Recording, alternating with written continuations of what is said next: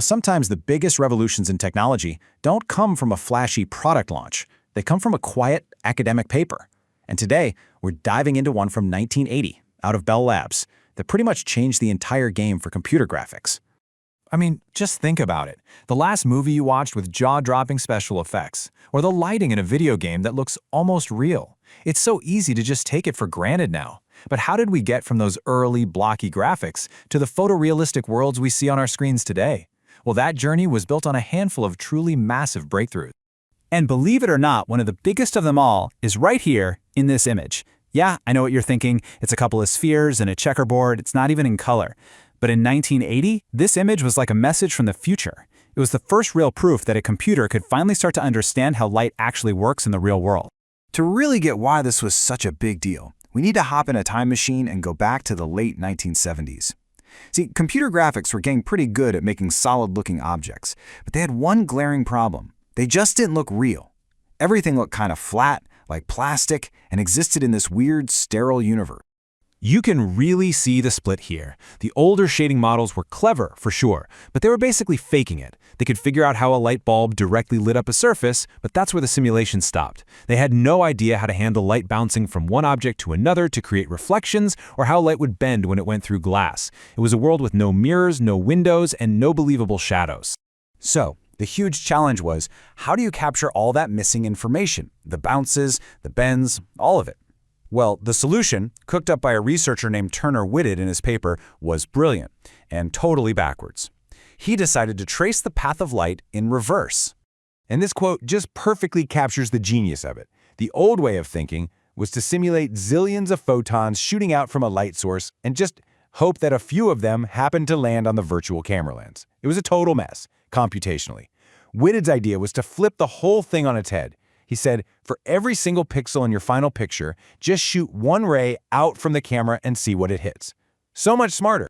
And this backwards tracing idea, which we now know as ray tracing, lets the computer ask a really simple question for each and every pixel. What do I see from here? So let's break down how that actually works. Okay, so a primary ray, that's eye right there, shoots out from the viewer's eye, straight through a pixel, and bam, it hits an object. But here's the magic. It doesn't just stop. The algorithm then asks, okay, what now? If the surface is shiny, it spawns a new reflection ray, S. If the object is see-through, it sends a transmission ray, T, right through it. And it even casts a shadow ray towards the light source to see if it's blocked, which is exactly how you get realistic shadows. The absolutely critical part of this whole thing is that the process is recursive. This means that each of those new rays it creates, the reflection or the refraction ray, becomes its own parent ray. It travels until it hits another surface, and then it spawns its own set of new rays. This whole thing can continue for a few bounces, building this incredibly detailed history of that light's journey through the scene. This whole branching process creates what the paper called a tree of rays, which is what you're seeing in this diagram. Once the tree has been fully mapped out, the algorithm works its way back to the start, adding up all the color and light information it gathered from every single bounce.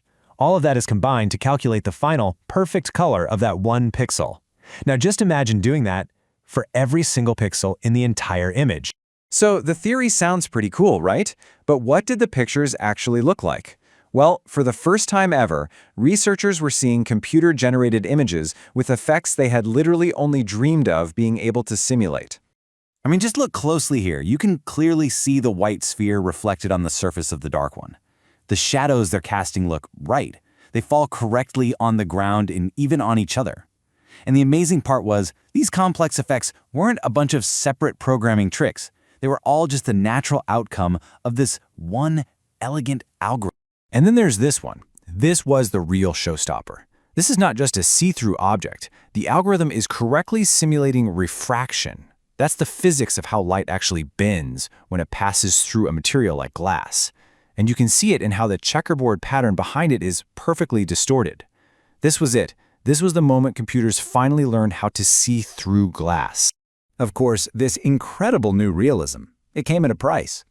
That one picture of the transparent sphere took 74 minutes to render. And that was on a VAX 11 780, which was a beast of a mainframe computer back then. All those calculations were super intensive. But what it proved was that true photorealism wasn't impossible anymore. It was inevitable. You could say that 74-minute experiment was basically the starting pistol for the entire race toward the computer graphics we have today. The core ideas in Whitted's paper laid the foundation for decades of innovation to come. And you can see the DNA of that 1980 paper absolutely everywhere. The incredible visual effects in movies, those hyper-realistic architectural renderings that look like photographs, and, yep, the real-time ray tracing in your gaming GPU that creates that unbelievably good lighting, it all traces its roots directly back to this one idea of tracing rays recursively in reverse. So in just over 40 years, we've gone from a 74-minute render for a single frame to generating entire breathtaking worlds in real time that can fool the human eye. And it all started because one person decided to look at a really complicated problem backwards.